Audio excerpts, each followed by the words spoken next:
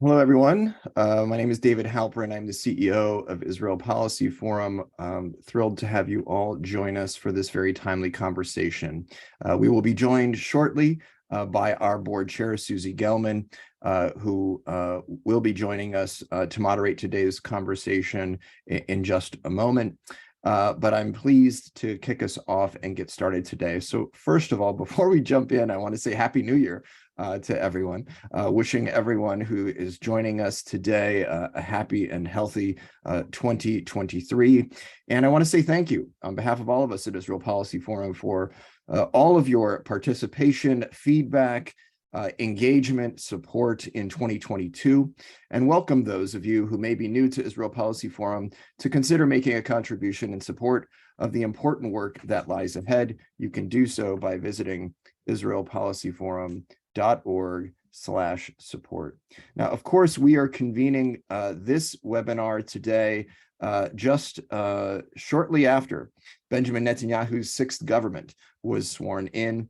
Of course, this government is the most far-right and religious government in Israel's history. In the negotiations with his coalition partners, Netanyahu agreed to policies and bureaucratic changes that, if carried out as proposed, would irrevocably damage the prospects for our mission, a two-state outcome to the Israeli-Palestinian conflict.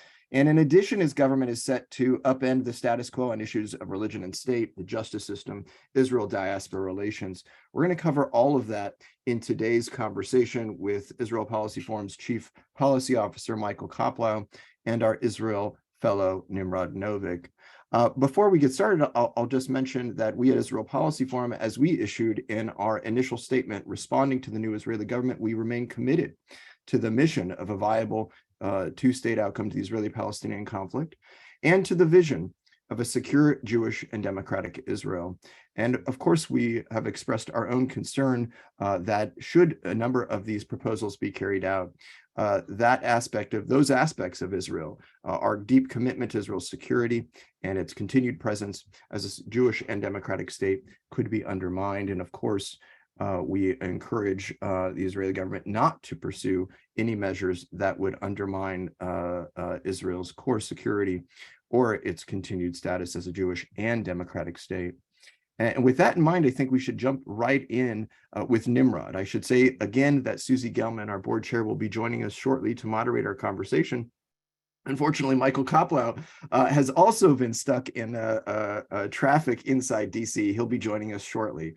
But we are very privileged to be with our Israel fellow, Nimrod Novik, who has offered us cutting analysis for many years, and we're thrilled to have him here as we enter yet another chapter in the relations between Israel, the Palestinians, Israel, the United States, and Israel and diaspora Jews. And I think that what has come to characterize this government in just a few short days is that every day there is something. And I think we should start with the news that started the week and then turn to how it has transpired. And I mean, starting first with the visit by Itamar Ben-Gvir to the Temple Mount and the subsequent reactions from the Palestinian side and the broader region before turning to some of the judicial measures that have been proposed by Israel's new justice minister. So Nimrod, as we get started, I wonder if you could unpack the lead up and the follow-up, so to speak, to Itamar Ben-Gvir's somewhat surprising visit to the Temple Mount earlier this week. Thank you, Michael. David, I'm still waiting for Michael to show up. To your New Year's greetings, I just want to add one from this vantage point. May the new year not live up to our expectations. The Ben-Gvir visit was more interesting than even meets the eye. In one respect, everything is visible, and that is the regional and the beyond reaction. But the makings were quite interesting. During the coalition negotiations, he issued a very pragmatic and surprising statement whereby on all matters Temple Mount, the decisions are with the prime minister. Within hours of this statement, leading members of his constituency flooded the airwaves with harsh statements about what was said. We didn't come to this government in order to surrender our rights to Temple Mount. And all the Jewish supremacists represented by him in government were up in arms. Within 24 hours, he rescinded the statement. Not completely, but basically saying, I have not discussed it with the prime minister yet. So what we saw in play is something that is likely to be a feature of at least the early months of the coming of this government, and that is that whereas those in cabinet are exposed to considerations that restrain their activities, their constituencies will not accept that. The constituency is driven by 2-3 considerations.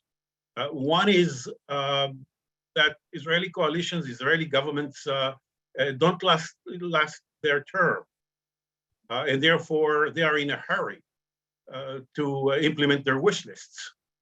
Second, they work on the assumption that once they provide the prime minister with the only one thing for which he dragged Israel into 5 successive elections, which is a coalition that will create the conditions that do away with his trial.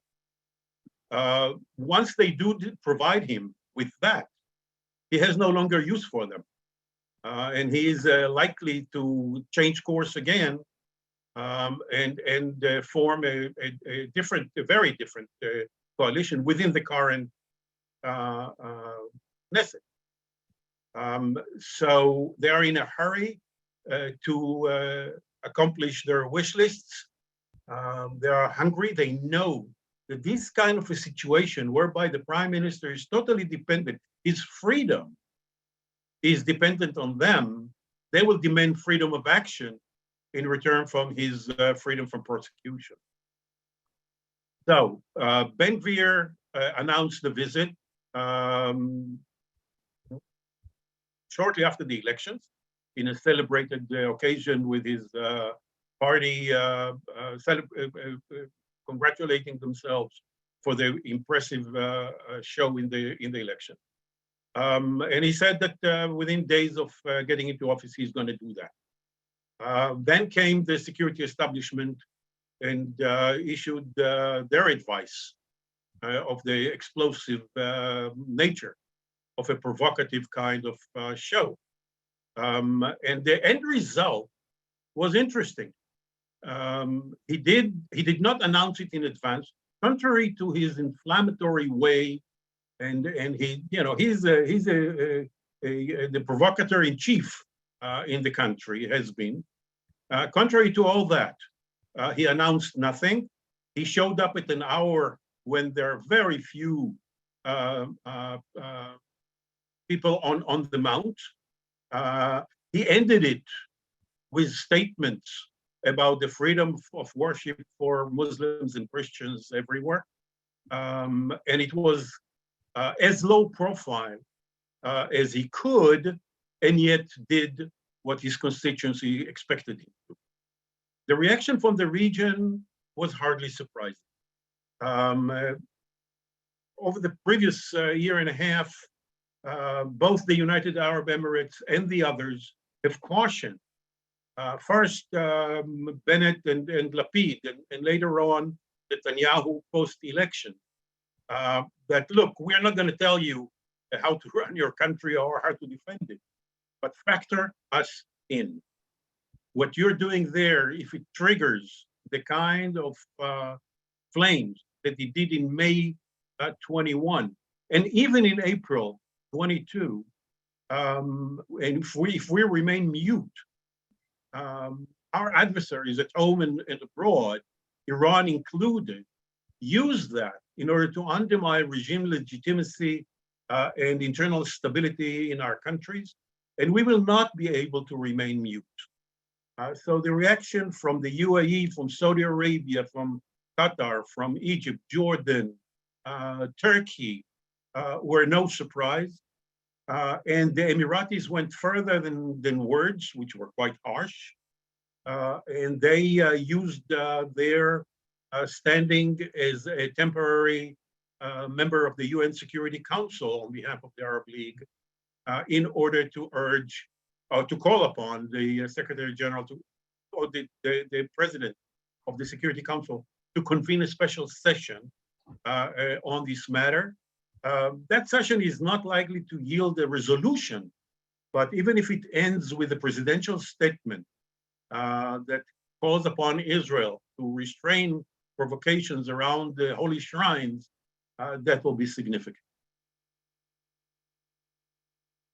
And of course, Netanyahu has made a lot of remarks around his pursuit of establishing normalizing ties with Saudi Arabia, viewing that is very much on the cards and possible. I wonder if you could comment from what you're hearing or seeing in the region in terms of the nature of this government. Is that actually in the cards around the unified nature of the strategic interest today between Israel and Saudi Arabia, let alone other countries? How does this government hinder Netanyahu's efforts to expand that normalization? It was no accident that Saudi Arabia was not there for the Abraham Accords. Not just because they don't like to emulate anybody else and they don't want to be second to the United Arab Emirates, but because they have other considerations. You know, they perceive themselves as the center of three concentric circles at home: Saudi Arabia, the Arab world, and the Islamic world, as the protectors of the two holy shrines, and they cannot be benign to what's happening on the third, which is Temple Mount, Haram Sharif. So the Saudis have been cautious on this matter. Interests are there. There is a convergence of interest on a broad spectrum of issues. But to plunge into the waters of normalization, they need something very substantial to justify it.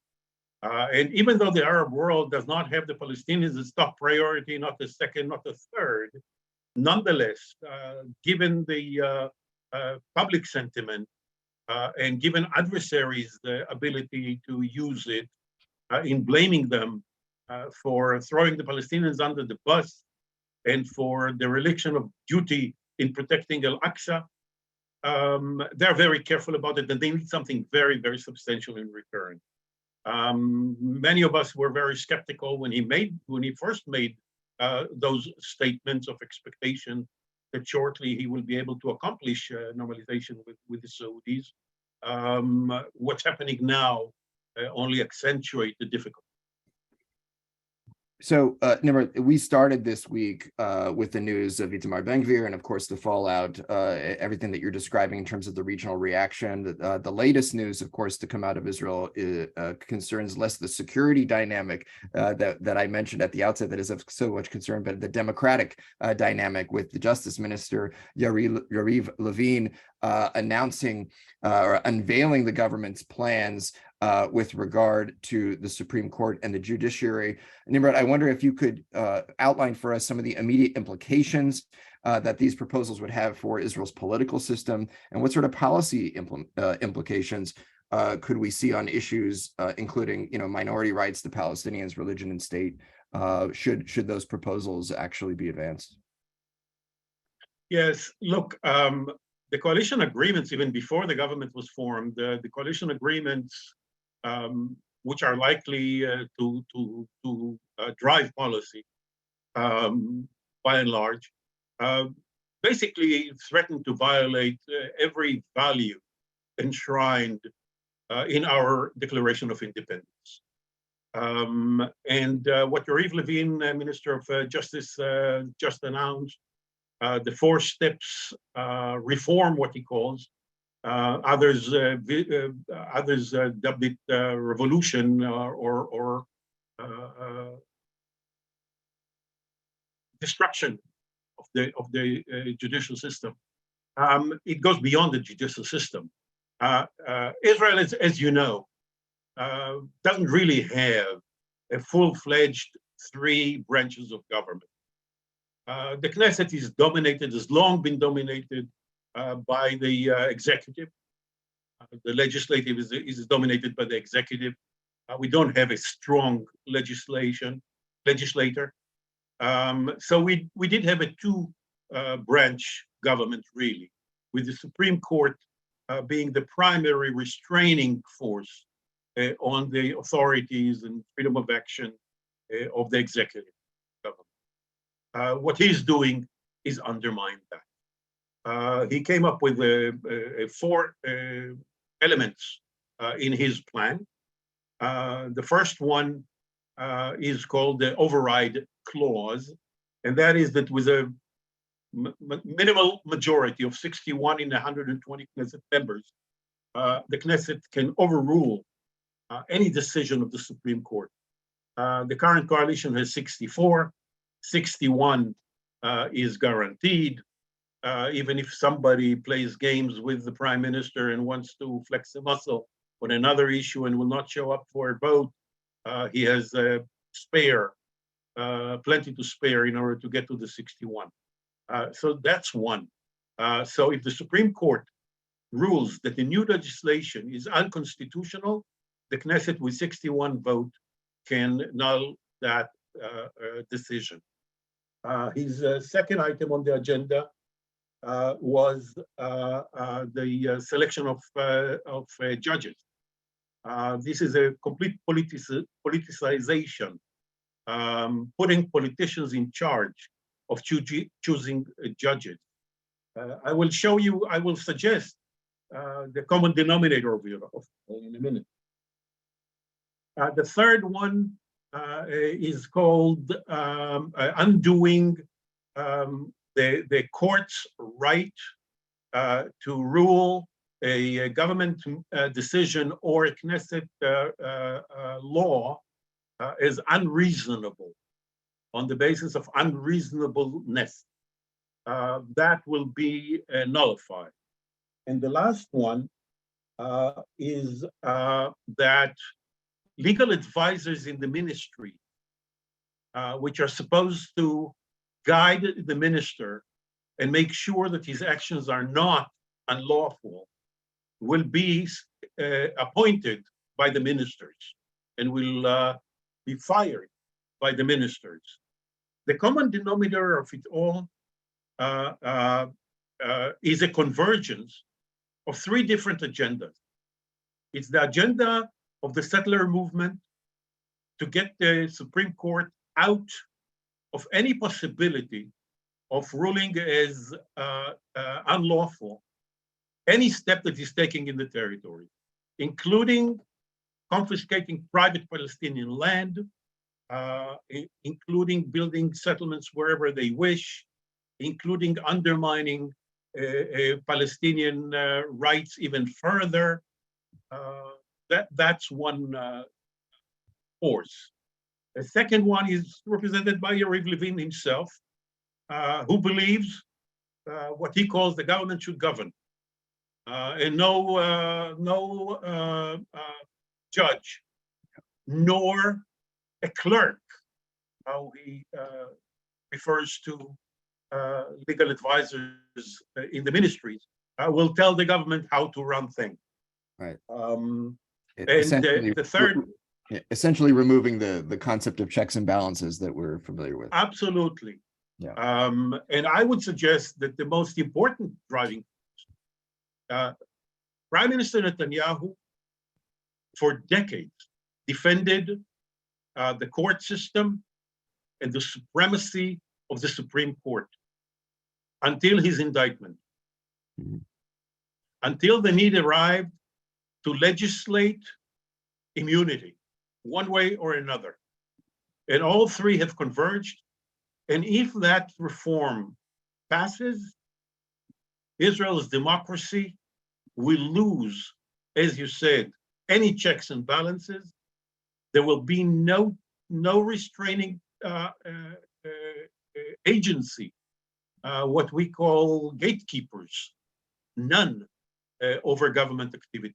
Israeli democracy will not resemble Western liberal democracies.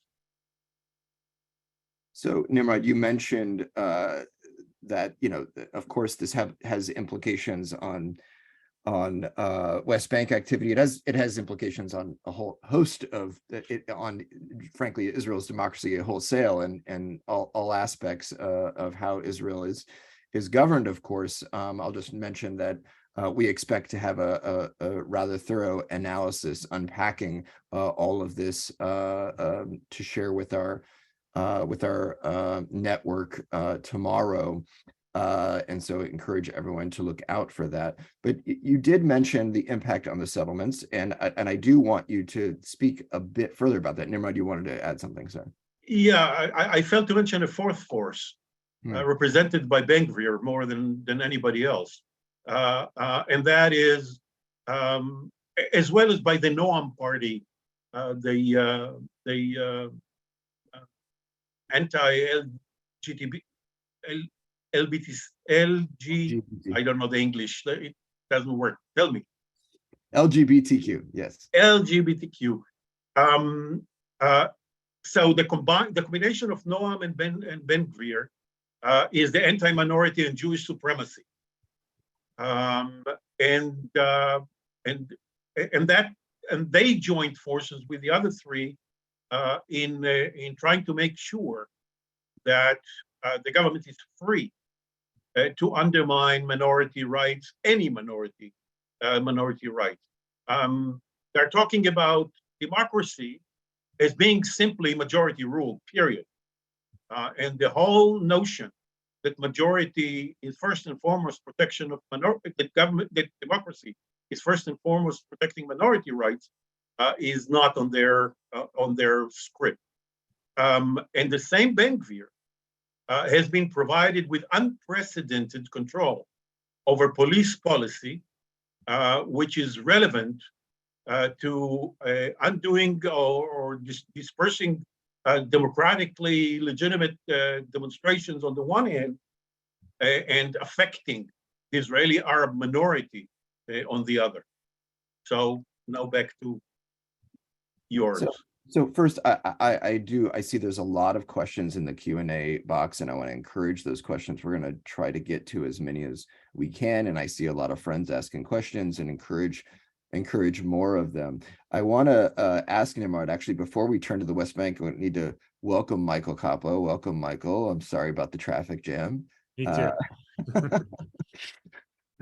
Michael, I'm going to turn to you actually to talk about the West Bank in just a moment. But before we do, Nimrod, I want to stick with you to ask you, what's the response been by the new Israeli opposition, the state of the new Israeli opposition, and what can be done from the Israeli opposition or from the Israeli public in voicing the concerns about these steps.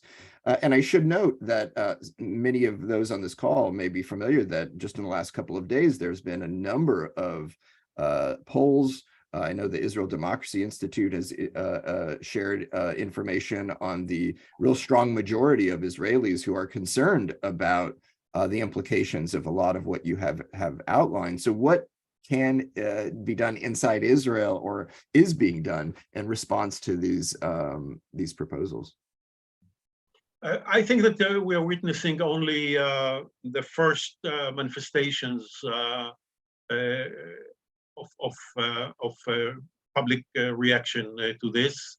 Demonstrations started, not on a large scale yet.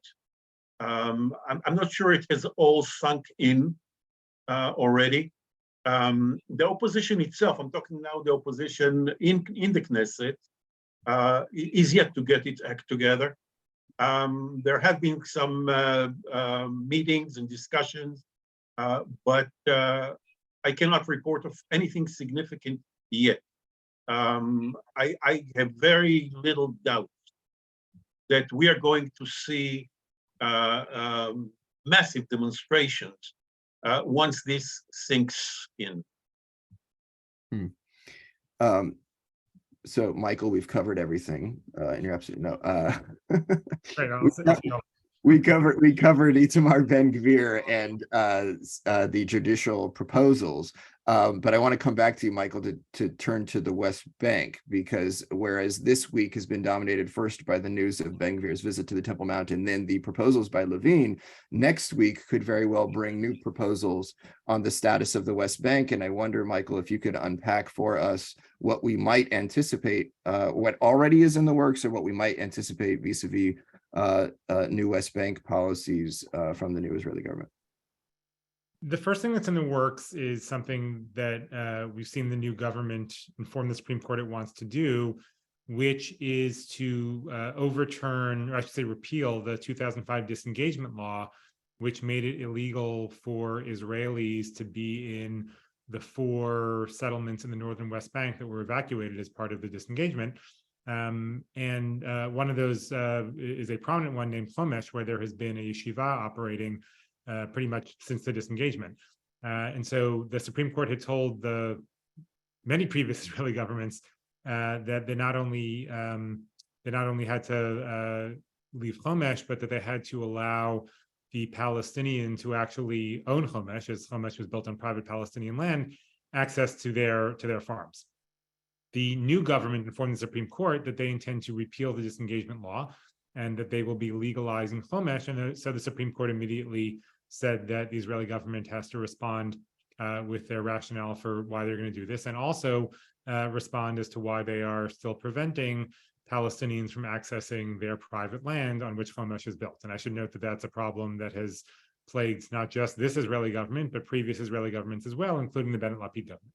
So, we already have wind of the fact that this government plans on repealing the disengagement law and plans on legalizing Chomesh.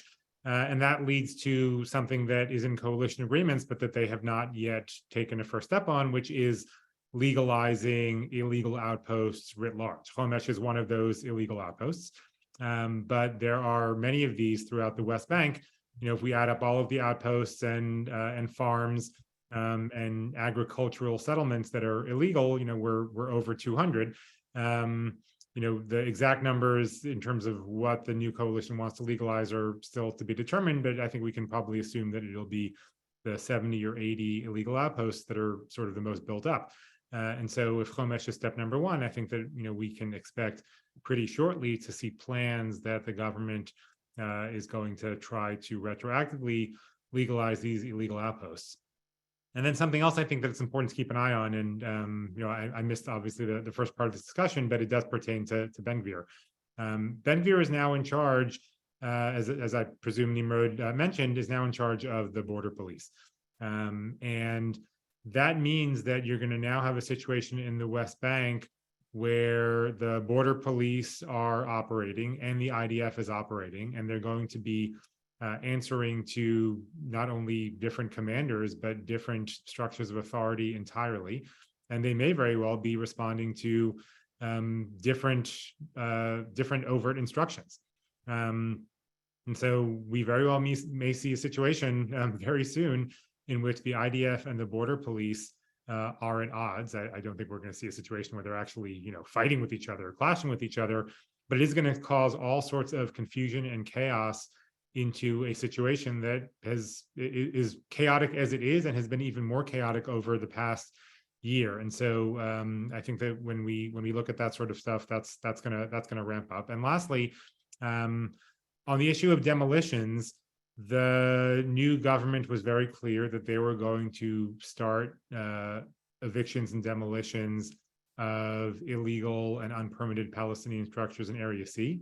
We've seen this week much stepped up activity in Masaf Yatta, which is in the South Hebron Hills, where it seems that demolitions and evacuations have begun. And so I think that we're going to see that type of stepped up activity as well, not only in Masaf Yatta, but in other spots around the West Bank.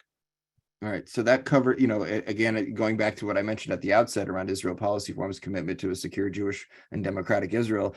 These things are obviously concerning for Israel's security, relations with Israelis and Palestinians. We've talked about democracy and the concerns there. I want to dig into those a bit deeper. We have a number of questions I also want to get to, but I also want to acknowledge the concerns in the Israel-Diaspora relationship. And Michael, I wonder if you could speak to the kinds of issues that are of concern in that arena as well. So, well, there's been a lot of focus so far on the law of return and the grandchild clause, because there has been talk that the law of return may be amended. And so in order to be eligible, it would no longer be enough for somebody to have one Jewish grandparent. It's been spoken about that it might be amended so that it's a halachic definition of Judaism, meaning Jewish through matrilineal descent, that would make someone eligible for the law of return. This is something that's concerning to diaspora Jews. Although if it gets changed, in a lot of ways, it'll be more of a symbolic concern, I think, for diaspora Jews than an actual concern, given that, at least based on previous numbers, the number of diaspora Jews who attempt to make Aliyah, who are eligible under law of return by dint of only having one Jewish grandparent, is pretty small. I don't mean to downplay this as a concern, but in terms of the practical effect. I think that if it gets amended, what it does do in terms of diaspora Jewry is a lot more on the questions of Jewish identity. Because what it effectively says to many diaspora Jews who identify as Jewish, even if they are not Jewish under halachic definition, is that Israel no longer considers you as someone who is welcome here or has a stake here. So I think that's one big issue. And then there's another basket of issues that is not new to this government, but probably will be exacerbated by this government. And that's on the question of recognition of non-Orthodox streams of Judaism. We've had this ongoing concern now for years about Reform and conservative Judaism inside of Israel, whether Reform and conservative Judaism will be recognized, whether Reform and conservative Judaism will have access to things like the egalitarian prayer space at the Western Wall, and really to what extent the Israeli government will treat the Reform and conservative movements as fully and legitimately Jewish. I think that this government is likely going to press on that issue. I should say it's not as if there's been a lot of success for diaspora Jews with previous governments on these issues either. But I think this government is likely to make it worse. And again, that goes both to questions of the place that diaspora Jews have inside of Israel, because most diaspora Jews do not identify as Orthodox. But it really also goes to just basic questions of not just whether people have a stake in Israel, but identity. And it's something that I think is hurtful to many diaspora Jews when the world's only Jewish state effectively says, you may think of yourselves as Jewish, but we think of you as something less than that. So, these are definitely concerns diaspora Jews have, and it's going to be a point of tension with the new government. So we've talked about concerns from the region. We've talked about concerns from diaspora Jews. I want to turn to some of our questions that reflect, themes of concerns about the state of Israel-Palestinian relations and how the Palestinians are responding, as well as the United States and how the United States is responding to all this. And so I want to start with you, Nimrod, on how the Palestinians have been responding to what has been proposed and the anticipation of the moves that Michael has just described vis-a-vis illegal outposts and whatnot. And we, of course, we see a kind of on a combined two questions that we received. One of them from our old friend, Chris Bowman. Hi, Chris, on asking about the state of Israel-Palestinian security cooperation. And another question from Ari Engel, which is related, I think, which is the state of how Israeli-Palestinian cooperation is today, but how it might be into the future if we might see a Palestinian leadership transition in the midst of this far-right government, with Mahmoud Abbas now, I think, reaching the age of 87, and an uncertain succession plan. So Nimrod, two easy questions for you to tackle. Okay, first, I'd like to add something to what Michael said about what is likely to happen in the territories, and that is, it's not just two ministers. it's going to be at least three who will call the shots on what's going on there. It will be the Minister of Defense, Ben-Gvir with the police border guard, and Smotrich, arch annexationist, who was provided not just with the Ministry of Finance that transfers funds that Israel collects on behalf of the PA, and we'll see how much he will transfer and what he will stop, but also got a second portfolio inside the Ministry of Defense with broad responsibilities for what's going on in the West Bank. So we're going to have three ministers with three different agendas, calling the shots on what's going on there. On the Palestinian side, I'll start with security coordination, and I will point out that even before these dramatic changes in Israeli policy and structure, in moments of crisis, as you and Michael remember, when we visited with the chief of Palestinian intelligence, he told us quite frankly that in moment of crisis, he has 20 to 30% absenteeism from duty. People just don't show up because of peer pressure. When there is a crisis with Israel and they are viewed as subcontractors for Israeli security and traders, they prefer to stay home. And he went further in telling us, my real worry is not that they just stay home, but that they will take their weapons and show up with the demonstrators. So that was before. The mood among the Palestinian, in the Palestinian Authority is as bad as we can assume. It's not just that they see no hope. There was very little hope over the past decade, but they see a situation whereby the very fragile Palestinian Authority, with Abu Mazen enjoying the support of something like 13% of the Palestinian public, all the others want him to go. The Palestinian Authority itself is viewed no longer as a vehicle for statehood, but as a useless and corrupt entity. The pressure, the Palestinian Authority is not in control over large segments of the territory. Jenin, northern West Bank, Nablus, southern, the Hebron environment. They just can't go in there.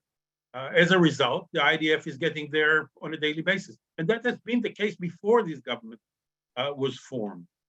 So we have two trends converging of the Palestinian Authority in decline, the morale of the Palestinian security officers.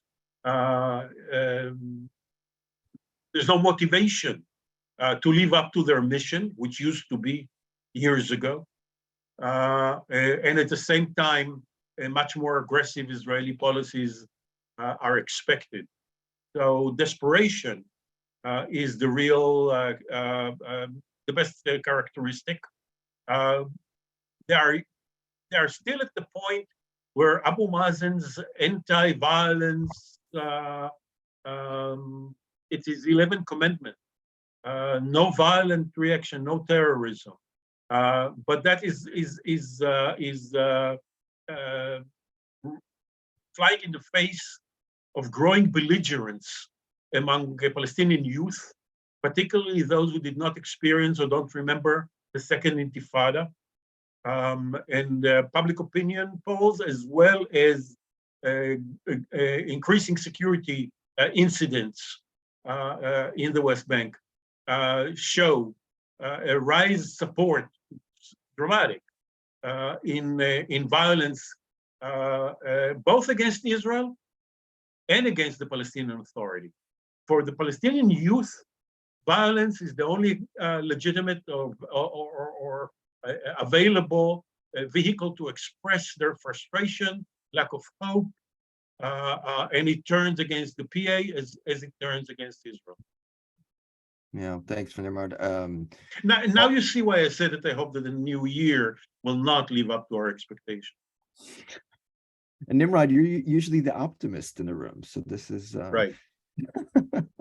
I want to welcome Susie Gelman, our board chair, joining us. We've covered a lot of ground, but Susie, I'll turn to you to unpack our current last item. And I just want to say, then we'll get to the questions in the queue. And we have so many great questions. I think it speaks to our need to have another conversation soon, because some really terrific questions that I don't think we'll be able to get to them all, but we'll do our best. But Susie, off to you.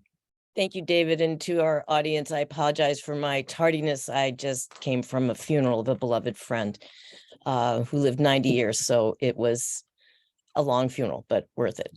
So Michael, since before the government swearing in, Secretary of State Blinken and President Biden have made it clear that they will navigate U.S.-Israel relations based on policies, not personalities. Michael, what do you make of this approach, and what carrots and sticks do you expect the Biden administration to wield in response to policies that contradict the U.S. commitment to two states? I think we're already seeing that there are going to be policy challenges. We spoke a little earlier in the conversation about Chometz, and that the potential legalization of Chometz grew a pretty stark response yesterday from the State Department, where Ned Price called out Chometz by name, made it clear that that the U.S. views that as a red line, and that it views legalization of all illegal outposts as a red line. And so, we're seeing this very early on. We also saw with the Ben-Gvir visit a reaction from the United States. In that case, much of the reaction was attributed to unnamed senior officials, but there's all sorts of reporting that the U.S. Was very angry that Ben-Gvir went up to the Temple Mount so quickly, and viewed it really as being provocative for no particular purpose. So, in the early days, we are seeing a struggle over judging the government by policies rather than personalities in terms of what it's doing to U.S.-Israel relations. I do think that both sides are going to take some time to find their footing and settle into some sort of equilibrium. I would be surprised if we see some sort of statement or mini crisis every single week for weeks on end.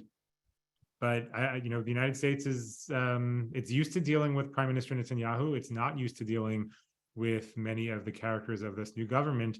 And even when you talk about dealing with policies and not judging based on personalities, these personalities bring policies with them. That's where the real challenge comes in. And so I think that it's going to take a little time for things to settle, and for each side to figure out what precisely the red lines are and how the United States is going to react. And so far we've seen the United States limit its reaction to statements, and that's certainly typical.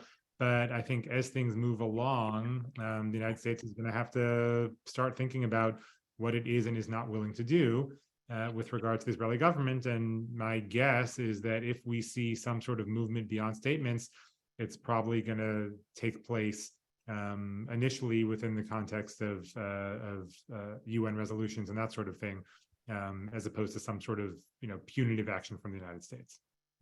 Thank you, Michael. I'm going to turn to some audience questions, and I apologize for the poor lighting here. I'm in the borrowed office of the executive director of the Shul, so I don't really have control over how this appears. Next time I'll be in my own office. So we have a question from Tracy Wilkinson of the LA Times. Hi, Tracy. Thanks for joining. Returning to the issue of Israel's normalization in the region, which Nimrod touched on, the U.S. seems to be counting on Netanyahu's interest in normalization to somehow force him to rein in the extremists in his government. Does that seem likely? I guess, Nimrod, I'll ask you that first. Thank you. Yeah. I think it is true about the US as it is true about the new normalizers, UAE in particular, that counted on two things. One is his justified pride in the Abraham Accords, which is obviously the crown jewel accomplishment of his entire 12 years in government, and his wish to expand it particularly to Saudi Arabia as an incentive to rein in his coalition partner. So yeah, that was the expectation. And with the coalition agreements, or at least the bottom line of coalition agreements, I don't think that our neighbors dived into the coalition agreements, but the bottom lines were there. And the early steps of the government, including the Ben-Gvir thing, I think that a realization is coming that those who thought that they have known Netanyahu because they worked with him for decades are realizing that it's not the same ballgame. He did not form this coalition in order to rein in his partners. He formed it because these were the only people who were willing to provide him with the one thing that he wants, which is freedom from prosecution. And they have a price tag. So there is a deal here, their freedom of action in return from his freedom from prosecution. And there, as long as that deal is alive, which means until they provide him with what he needs in legislation and other means, he is totally beholden to them. So he can argue, he can urge, and he did. And I'll give you one example that is relevant to the question and the broader picture. These people came into government after decades of advocating wholesale annexation. They wanted a celebrated Knesset vote where Israel extended sovereignty at least to parts, hopefully to all, of the West Bank. And suddenly you see coalition agreement without it. And what is in it is Netanyahu suggesting to them that we'd better go slow, we better go piecemeal, we'd better do it in steps that the international community finds difficult to connect the dots, and doesn't realize that the partial measures that we are undertaking in moving the authority from the Ministry of Defense to Smotrich, and bringing Ben-Gvir into the pot, in legalizing this and legalizing that, as Michael has described, constitutes annexation in all but name. So before the international community comes around to gang up on us and stop us, let's do it partially. I think the neighbors are beginning to realize. Jordan, of course, was first. They're always more attuned to the details, but even the others are getting the idea. As to Washington, I yield to you guys. Michael? I think that the administration certainly is interested in having Israel expand the circle of normalization and wants to help do it. And I also think that the administration probably wants to use this as an argument to Netanyahu to say, listen, we want to help out. We want to expand the Abraham Accords. You know, we know this is something you're interested in as well. It's going to be very difficult to do it if you don't hold off on moves in the West Bank. And part of the reason Netanyahu has been giving so many English language interviews to all sorts of outlets, you know, and in each one he says, I've got, you know, some variation of I have my hands on the steering wheel. I'm the one who's driving this thing, is because he wants to give off this view, right? That he is going to be able to hold back his partners, particularly as he understands that this is important to the United States. The question of whether his partners are going to be amenable to that, I'd say is an open one, but you know, I only say it's an open one because we haven't yet been able to really test it. I don't think that when push comes to shove, Smotrich and Ben-Gvir and other folks within religious Zionism and Otzma Yehudit care nearly as much about normalization as Netanyahu does. And I think that they're going to be less amenable than Netanyahu is suggesting to international audiences to the idea of holding off on things because it's going to ruin some theoretical normalization process with Saudi Arabia or with other countries. I'm sure Netanyahu is going to try, but you know, what Nimrod said, when push comes to shove, his priority is getting rid of his trials, and he needs these coalition partners to do it. And I think that they're going to hold his feet to the fire on West Bank issues and extract what they want to extract before they give him what he wants. Thank you. We have a question from Jason Berkovich.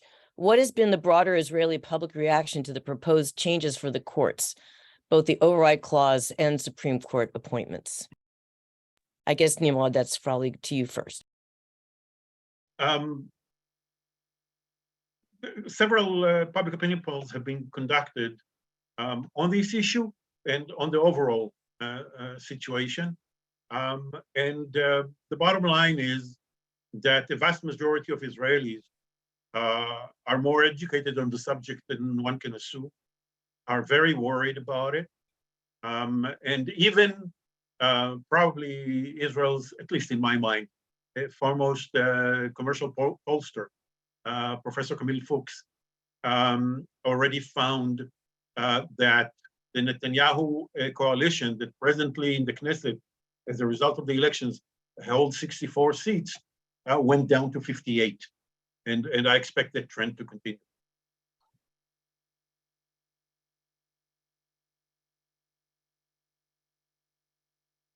I think we lost Susie. We lose Susie. Okay.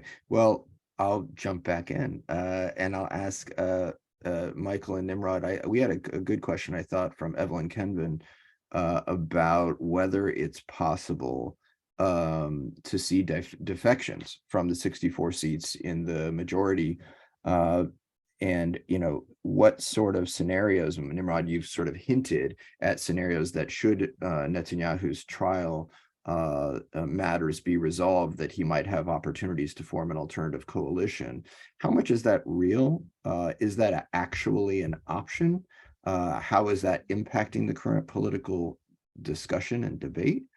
And I'm sorry, we're running low on time. Otherwise, we could also do a deep dive in Netanyahu's trial, Ukraine and Russia. We haven't covered the Iran stuff and more. So we will need to come back. But I'm curious if you could speak to the politics and the horse trading of potential defections or alternative formulations in the future. Nimrod, your reaction to that, and Michael too. I would say that the likelihood that anybody will defect from this coalition is not very high. I mean, we might see a situation. There are people who are very unhappy. They didn't get what they expected in terms of ministerial or sub-ministerial positions or Knesset committee chairs. And they are unhappy, and they are making it known that they are unhappy. And they may not show up for a vote here, a vote there. But defections from the Likud is unlikely. What is likely, and I think that's the main deterrence, is that Smotrich will decide to bring down the government if the government doesn't do what he wants it to do. Now, unlike Ben-Gvir, who is more astute and has ambitions, greater ambition than being a minister of internal security or homeland security, whatever it's called now. Smotrich is a really hardcore ideologue. I will remind you that there was a moment that there could have been a Netanyahu government before the third and the fourth and the fifth elections, but Smotrich will not sit with an Arab party in the coalition, and the numbers didn't work out without it. So he opted out, and we had another election. So Smotrich is not going to accept restraining his ambitions, and he can bring down the government anytime soon. That's a major deterrent, and therefore I don't think it's likely to happen. The second thing is being discussed, and I mentioned it as a driving force for the annexationists and the Jewish supremacists and the Temple Mount activists, that they know, they believe that once they deliver on his wish on the trial, he will have no use for them. He will show up with a completely centrist platform around which he might bring Benny Gantz and others into the coalition, The trial will already be over, so they will have no part in that sin of undoing the trial. And they might be tempted by a centrist agenda, especially after a year and a half, or whatever, of this crazy agenda being at least gradually implemented. Michael, any thoughts? I agree with everything Nimrod said. I think that in the last coalition, the reason you had people like Amichai Shikli and Idit Tillman defecting is because they were right-wingers sitting in a non-right-wing government and looking at an opposition that was almost uniformly right-wing. This time around, right-wingers in this government, if they're upset about ministerial appointments or policies that they want to see implemented that aren't implemented, they don't have anywhere to go. So it's the option is to bring things down, not to defect to the other side. Mm-hmm. So we have a follow-up question about the longevity of this government, given the fact that the ultra-Orthodox and national religious parties have divergent interests. I think that's our last question before I close. Anything more to add on that specific point? Yeah, I believe, guys, let's end with predictions. We should always put these guys on the spot. Right. well, my prediction rests on what happened. I believe that in the coalition negotiations, in the coalition agreement, he provided each sector of his coalition with everything they could hope for in terms of funding, positions, and policy promises. The ultra-Orthodox and the national religious each got a chunk of the education system, of proposed legislation, and funding to no end. Sounds a little like what's going on in the Congress right now, Nimrod. Michael, do you have any final predictions before I close? Yeah, You might be able to afford it. I'm not so sure. I think there are going to be a lot of pressures on Netanyahu and on the government coming from all sorts of sides, from the United States, from states in the region, from any potential chaos in the West Bank, and frankly from Israelis who will see some of the things that are being proposed and end up being deeply unpopular. I think that this government will simply pass a budget. I think it's probably going to last a year and a half. But I think that that's going to be the point where you're going to see these pressures coming to a head. And we've seen Netanyahu blow up his own governments before if he thought that things were getting a little too difficult for him to manage, or if he thought that he had an electoral advantage by doing so. Generally, he says he's blowing them up for one reason, but the real reason is something different. And I think that once we get to the 18-month mark, we're probably looking at that type of consideration raising its head. So before I close, I have a prediction, which is I see a lot more webinars in the short term, because I think there are going to be a lot of things that are going to be happening, and I expect them to happen in fairly rapid succession. So stay tuned for that. To our dear audience, I want to thank all of our supporters, Israel Policy Forum supporters on this call today. And the rest of you who are not yet supporters, I invite you to join our family of donors by visiting israelpolicyforum.org/support. The recording of this webinar will be posted on the briefings page of the Israel Policy Forum website. I encourage you also to subscribe to our podcast, Israel Policy Pod, and sign up to receive the weekly Koplow column, which comes out every Thursday. That's today. And visit the Israel Policy Forum website to access recordings of previous briefings. Please stay tuned for an announcement regarding the next Israel Policy Forum video briefing. And until then, thanks so much for tuning in, and we'll see you again soon.